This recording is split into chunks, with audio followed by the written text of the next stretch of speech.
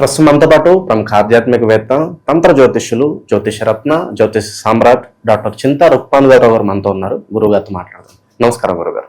మాతృదేవోభవ, పితృదేవోభవ, ఆచార్య దేవోభవ. ఓం నమో మాందేశ్వరాయ నమః. అందరూ బాగుండాలి, అందరికీ మంచి జరగాలి. జూలై నెల 2026 మిథున్ రాశి వాళ్ళకి ఓవరాల్ గా ఎటువంటి విశేషాలు జరగబోతున్నాయి? ప్లస్లు మైనస్లు ఏ విధంగా ఉన్నాయి? మరి ఏ విషయాల్లో వీళ్ళు ఎక్కువగా జాగ్రత్తలు తీసుకోవాలి?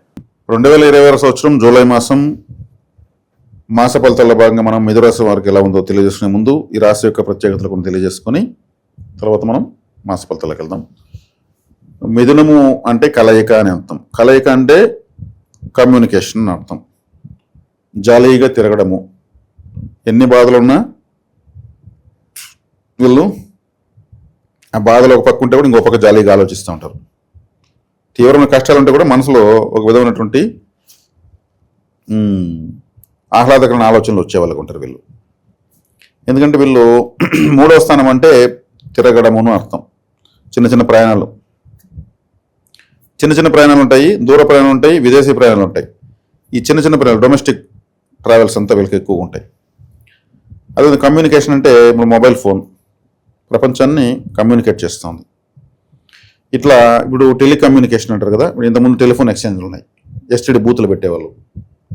ఒక ఎస్టీడీ బూత్ ఉందంటే ఆటోమేటిక్గా అమ్మాయిని పెళ్లి చేస్తున్నారు. అల్లుడికి 2-3 ఎస్టీడీ బూతులు ఉన్నాయి, డే అండ్ నైట్ మాట్లాడుతూ ఉంటారని. అది మిథున రాశి కలయిక, ఐఎస్టీ కాల్స్, ఒకరితో ఒకరిని కలపడం అనేది మిథున రాశి. అదేవిధంగా ప్రపంచం అంతా ఇప్పుడు 24/7 కమ్యూనికేషన్లో ఉంటుంది. ఏదో ఒక దాంతో కమ్యూనికేషన్. ఇప్పుడు నేను మీతో మాట్లాడుతున్నా, మీతో కమ్యూనికేట్ అవుతున్నా. ఈ కెమెరా షూటింగ్ చేస్తుంది, అది మనతో కమ్యూనికేట్లో ఉంది. ఇప్పుడు ఈ వీడియో మనం వెళ్తాము, ప్రపంచాన్ని కమ్యూనికేట్ చూస్తారు. ఇట్లా ప్రపంచం అంతా ప్రతి సెకండ్ కమ్యూనికేషన్లో ఉంటుంది. ఈ కమ్యూనికేషన్ తెలియజేసేది, ఈ కమ్యూనికేషన్లోనే ఏదైనా ఉత్పత్తి అవుతుంది.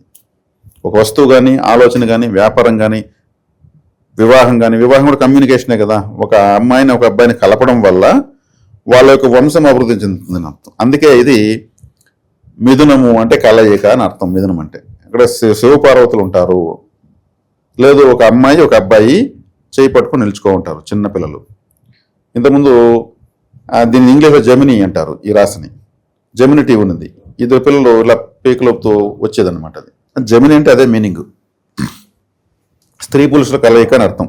అంటే స్త్రీ తత్వము, పురుష తత్వము, స్త్రీ పురుషులు కాకపోయినా కానీ తత్వం కలయిక అనేది అనమాట. అంటే ప్రపంచం అంతా మిథున రాశిలో ఉందని అర్థం. మిథున రాశి లేకపోతే ఎక్కడ కమ్యూనికేషన్ సిస్టమ్ వర్కౌట్ అవ్వదు.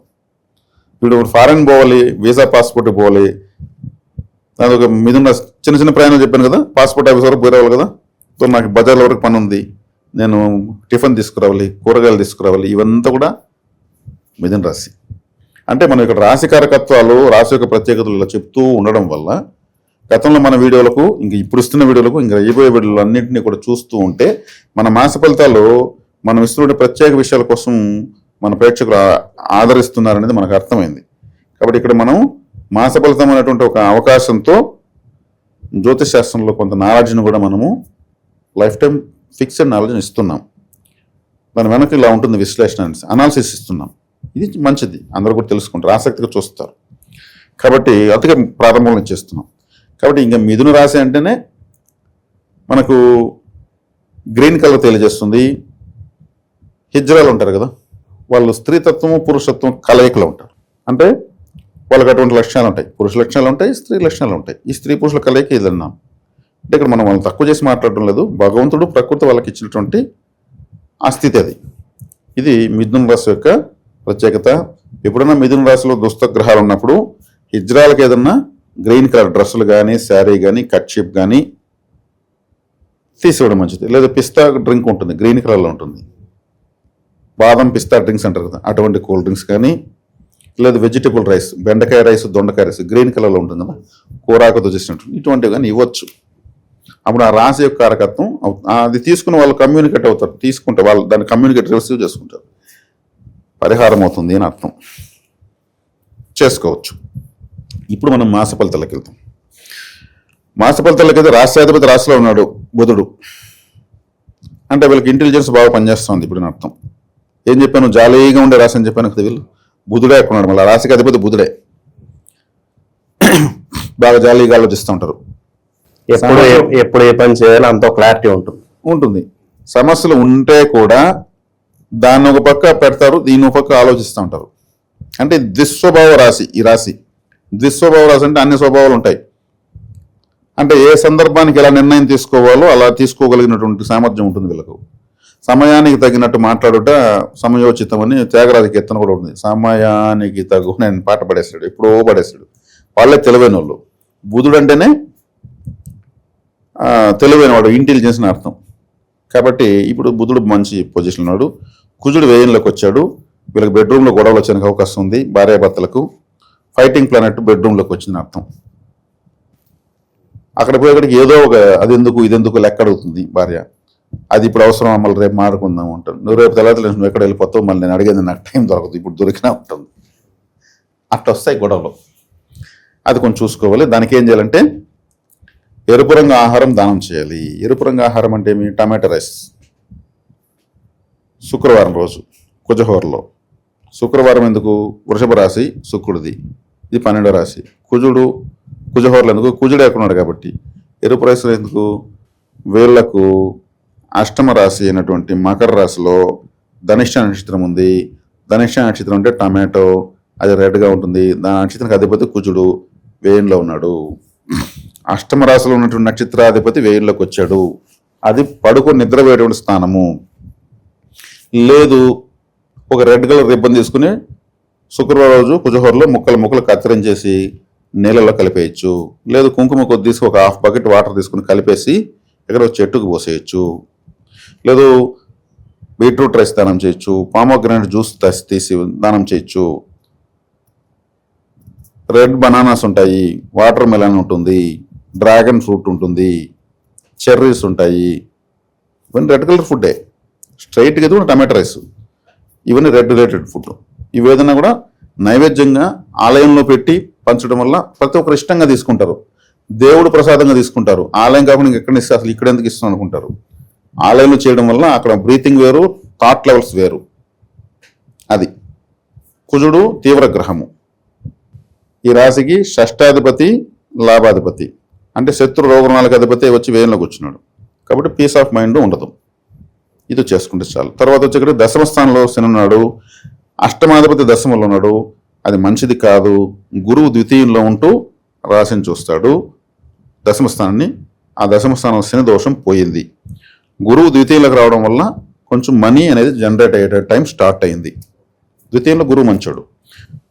జన్మంలో రవి ఉన్నాడు. జన్మంలో రవి 17వ తారీఖు వరకు ఉన్నాడు. 17వ తారీఖు తర్వాత ద్వితీయంలోకి వస్తాడు. తృతీయాధిపతి ద్వితీయంలోకి వచ్చాడు, తృతీయానికి వ్యయంలోకి వచ్చాడు. కాబట్టి ఇక్కడ వచ్చాడు గురువుతో కలవడం వల్ల గురువుతో కంబస్ట్ అయినప్పుడు కొంచెం ఫైనాన్షియల్గా ఏదన్నా వీళ్ళు తెలిసి తెలియకుండా వేస్ట్ ఖర్చులు పెట్టడానికి అవకాశం ఉంది. లేదని ఏదన్నా అరే తెలియకుండా నేను మిస్టేక్ చేశాను, పోయింది నాకు డబ్బు, ఒక 10,000 పోయింది అంటారు చూడండి. ఈ కంబస్ట్ అయినప్పుడు జరుగుతుంది. కాబట్టి శివాలయానికి వెళ్ళాలి. శివాలయానికి వెళ్తే రవి యాక్టివేట్ అయిపోతుంది. ఎప్పుడైనా రవి గ్రహాన్ని యాక్టివేట్ చేయాలి, సూర్య నమస్కారం చేయాల్సిన అవసరం ఏమీ లేదు. నేరుగా శివాలయంలో పోయి 24 నిమిషాలు కూర్చుంటే చాలు, సూర్యుడు యాక్టివేట్ అవుతాడు. చాలామంది సూర్య నమస్కారాలు చేయాలని సూర్య నమస్కారాలు చేస్తుంటారు, ఆడేం వర్కౌట్ అవ్వదు. కానీ నేను 10 సంవత్సరాలుగా సూర్య నమస్కారాలు చేస్తూ అంటుంటారు. ఎన్ని సమస్యలు తీరినాయంటే చెప్పలేరు. శివాలయానికి వెళ్ళిన 10 సంవత్సరాలుగా సూర్యుడు యాక్టివేట్ అవుతాడు. ఇది కాబట్టి ఈ శివాలయానికి వెళ్ళడం వలన రవి యొక్క వ్యతిరేకత పోతుంది. విద్యార్థుల పరిస్థితి గురుగారు జాలీగా ఉంటారని చెప్పాను కదా, మీరు రాష్ట్రాలు ఇంక విద్యార్థులు లేకుంటే వాళ్ళు జాలీగా ఉండే వయసే అది. బాధలు ఉంటే కూడా దాన్ని ఒక పక్కన పెట్టేసి వీళ్ళు జాలీగా ఆలోచిస్తారని చెప్పాను కదా. ఇప్పుడు చూడండి, నేను హిజ్రాలను అనేటువంటి వాళ్ళని సూచించాను. వాళ్ళు ఎంత జాలీగా ఉంటారు అసలు, ఏ రోజు కరోజు జాలీగా ఉండే వాళ్ళే. మిథున రాశి యొక్క తత్వం ఉన్నటువంటి వాళ్ళు. అంటే మిథున రాశిని సూచించడం స్త్రీ పురుష తత్వం కలిసినటువంటి జన్మ వాళ్ళది. వాళ్ళకి అది అదృష్టం అని చెప్పచ్చు. మనం ఎవరిని ఇక్కడ తక్కువ చేయకూడదు. వాళ్ళని కాబట్టి నీకు సేవ చేయమని చెప్తున్నాను నేను. వాళ్ళు ఓని ఏడుస్తూ శోకించినట్టు పెద్దగా ఎప్పుడు కనిపించదు, జాలీగానే ఉంటారు వాళ్ళు. నేను చూసినంత అంత ఎక్కడైనా సరే వాళ్ళు మిథున రాశితో కాబట్టి వాళ్ళు చూస్తున్న మిథున రాశి పోతుందని అర్థం. అప్పుడు విద్యార్థులు బాగుంది, చక్కగా ఉంది. బుధుడు విద్యకు అధిపతి, బుధుడు రాశిలో ఉన్నాడు కాబట్టి బుర్ర బాగా పనిచేస్తుంది, చెప్పిన పాఠాలు అర్థమైపోతాయి. వీళ్ళు టీచర్ నోట్లో క్వశ్చన్ వచ్చే కంప్లీట్ కాకనే ఆన్సర్ చెప్తూ ఉంటారు ఇలా. కాబట్టి ఇంకా వీళ్ళకు వ్యతిరేకంగా ఉన్న గ్రహాలు ఏమున్నాయి? కుజుడైన తర్వాత మూడో ఇంట్లో శుక్రుడు రాహు ఉన్నారు. మూడో ఇంట్లో శుక్ర రాహువుని మళ్ళీ కుజుడు చూస్తాడు. కాబట్టి ఇక్కడ శుక్ర రాహువులు కూడా పరిహారం చేసుకోవడం మంచిది. శుక్ర రాహువులు పరిహారం చేయాలంటే ఏం చేయాలి? ఖడ్గమాల స్తోత్రం చదువుకోవడం మంచిది. శుక్రవారం రోజు ఖడ్గమాల చదువుకోవడం మంచిది. అదేవిధంగా మీకు గణపతి ఆరాధన చాలా ఇంపార్టెంట్, వినాయకుడి యొక్క ఆరాధన. విఘ్నేశ్వర ఆరాధన చేయాలంటే ఏం చేయాలి? ఉలవలతో చేసినటువంటి నైవేద్యాన్ని వినాయకుడి ముందు నైవేద్యంగా పెట్టి సమర్పించి, చిన్న చిన్న కప్పులు ఉంటాయి కదా, పెట్టిస్తుంటే హ్యాపీగా తింటారు. అప్పుడు కేతు యాక్టివేట్ అయిపోతాడు, అంటే వ్యతిరేకంగా మారడు, అనుకూలంగా మారుతాడు. ఇది వీళ్ళు చేసుకోవాల్సినటువంటి పరిహారాలు. గ్రహస్థితి మనంతా కూడా స్థానాల రీత్యా కూడా ఎక్స్ప్లెయిన్ చేస్తాం. 9వ స్థానంలో రాహు ఉన్నాడు. 9లో రాహు ఉంటే ఏమంటే తండ్రి లేని వాళ్ళకి మంచిది, తండ్రి ఉన్న వాళ్ళకు తండ్రికి ఇబ్బంది అవుతుంది.